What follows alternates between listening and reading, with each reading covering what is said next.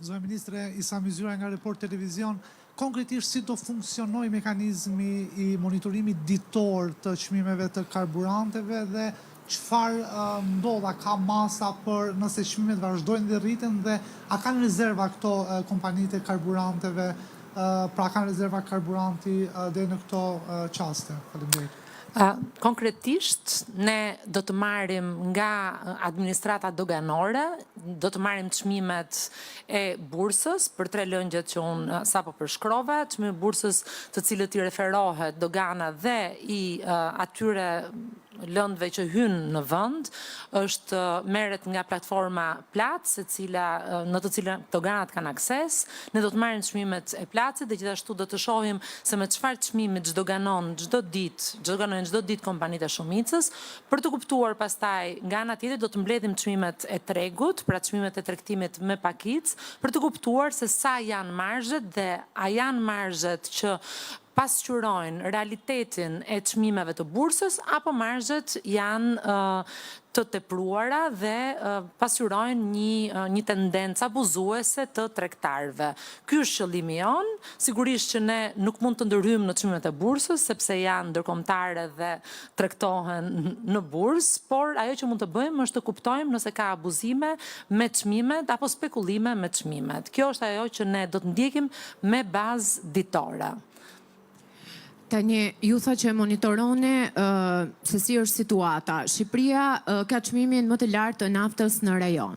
Ndërkohë, që prej konfliktit lindjen e mesme, Serbia ka paralajmëruar ulje të aksizës karburanteve, Kosova ka caktuar fitime maksimale të lejuara për shitjen me shumicë dhe pakicë produkteve të naftës. Pse për ju nuk është e domosdoshme që në këto momente të merrni masa konkrete dhe ju të vazhdoni vetëm me monitorimin?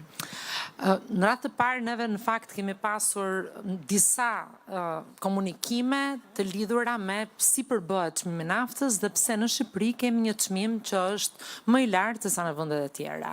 Dhe faleminderit për pyetjen, do doja që konkretisht të ndaloja në përbërjen e çmimit të naftës, ajo çka e ndikon çmimin, është një diferencë e madhe që ne kemi ndërmjet çmimit të naftës në vend dhe në rajon, është taksa e qarkullimit, e cila ndryshe nga vendet e tjera të rajonit, paguhet në naftë dhe jo në makina. Pra vendet e rajonit taksën e qarkullimit e paguajnë në makina. Ne kemi gjykuar që taksa e qarkullimit e paguar në naftë, në fakt pasqyron më së miri realitetin, sepse pikërisht ato makina që qarkullojnë më shumë, që konsumojnë më shumë naftë, do të paguajnë më shumë taksë, ndërkohë që makinat të cilat nuk qarkullojnë, nuk e paguajnë më pak. Pra, në një logjik të qartë është kjo është arsyeja pse ne kemi vendosur që taksën ta kemi në makina dhe jo në karburant dhe jo në makina. Nga ana tjetër, për sa i përket kufizimeve apo ndërhyrjeve në nivelin e taksave të tjera, aksiza apo taksa e karbonit, po aksiza është ajo që ka peshën më të madhe në çmim, duke qenë se është gati 40 lek, pra është 39 pik disa lek.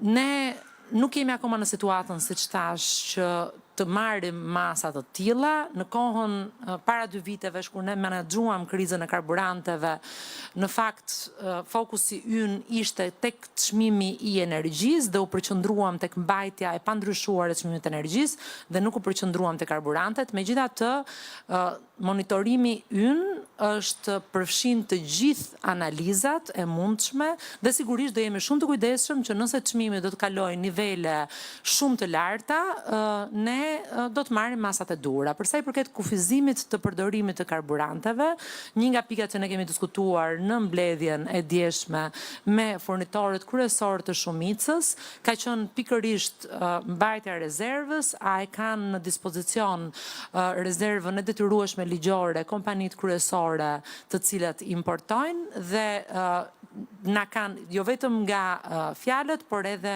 nga dokumentacioni i doganave, duket pra është e qartë që e kanë rezervën. Më fal, të lutem, ta mbaroj se pyetja ishte komplekse. e kanë rezervën dhe gjithashtu garantojnë që furnitorët e tyre garantojnë zinxhirin e furnizimit. Në ndërkohë që çmimi, siç thash, është i përbërë nga çmimi i bursës, nga taksat dhe nga marzhet e fitimit të kompanive, marzhet e fitimit të cilat neve do të jemi shumë të kujdesshëm të monitorojmë me bazë ditore me qëllim që të kuptojmë nëse ka apo jo spekulime në treg. Kishit pyetje tjetër? Pyetja ishte nëse i kanë pasur rezerva, pse është reflektuar rritja e çmimit direkt në Shqipëri.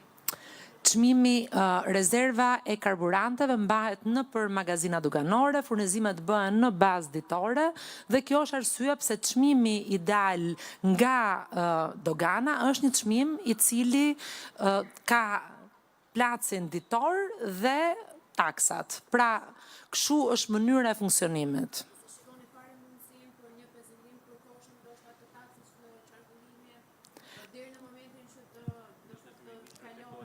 Duke parë se si situata do të vijojë, ne mund të marrim vendimet e duhura. Aktualisht, çmimi i karburanteve është rritur pa diskutim, megjithatë neve do të monitorojmë në vazhdimsi dhe do të marrim vendimet e duhura pa diskutim, siç e kemi marrë gjithmonë në rast të krizës. Shqipëria duhet t'ju kujtoj që në rastin e krizës së vitit 2022-2023 ka qenë vendi i cili pati inflacionin më të ulët, jo vetëm në rajon, po dhe në BE, nuk pati një rritje të çmimit të energjisë elektrike ndryshe nga të gjithë vendet e tjera që reflektuan çmimet, rritjen koston në çmimin për konsumatorët. Ne kemi treguar që krizat i përballojmë sepse i monitorojmë dhe marrim vendimet në kohën e dur dhe historia ka treguar këtë dhe jo fjalët.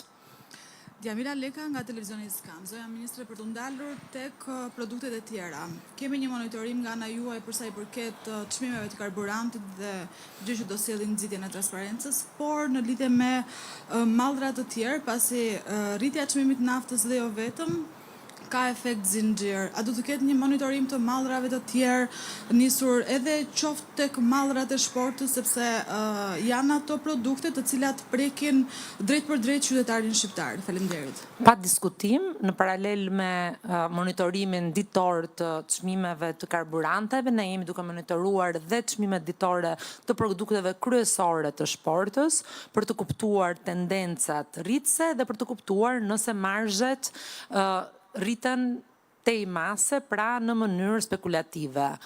Jemi të dedikuar që të bëjmë të monitorim dhe të komunikojmë me tregtarët me qëllim që të mos spekulojnë me rritjen e çmimit të karburanteve në një kohë që kanë rezerva dhe kanë magazina të cilat janë duke i përdorur, pra nuk ka asnjë arsye pse çmimet të rriten në të njëjtën kohë. Do të jenë në monitorim të vazhdueshëm. Dua t'ju kujtoj që sigurisht që ne operojmë në një regjim të ekonomisë së tregut.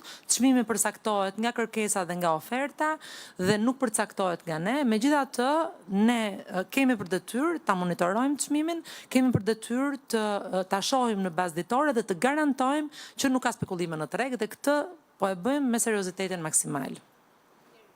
Faleminderit.